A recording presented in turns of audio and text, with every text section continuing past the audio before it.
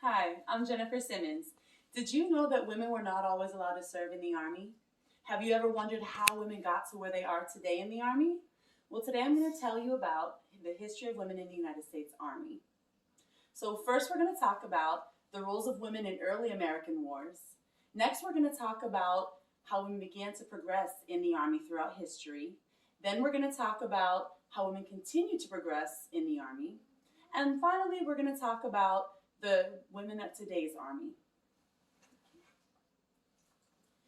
So most of the information I got on the slide deck actually came from www.army.mil. I also looked up an article, How Women Fought Their Way into the United States Armed Forces, in a history magazine.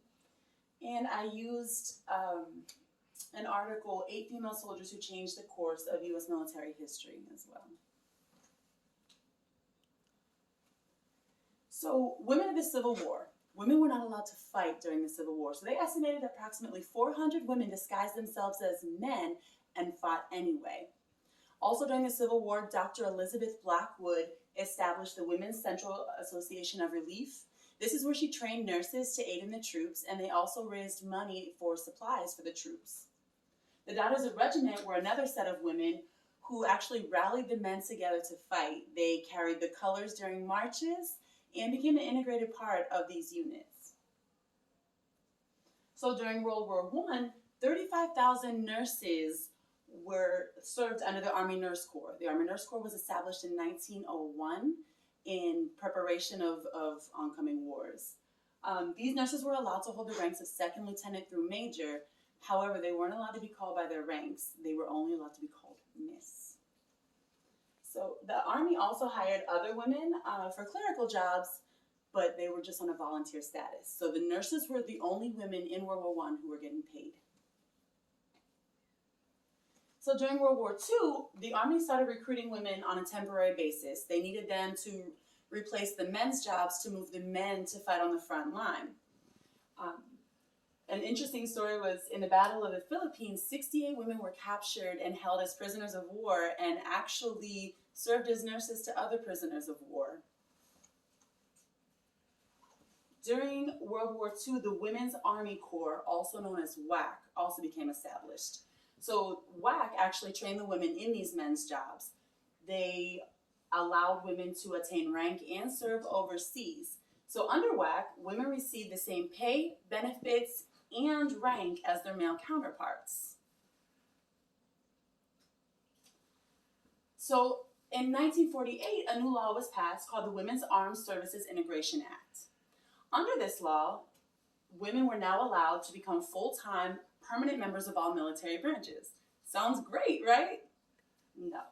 So this law stated that only 2% of military branches could be female. That means for every 100 men, only 2 females were allowed to serve. They also discharged women for becoming pregnant. They limited how many women could be officers, and it also stated that women could not command over men.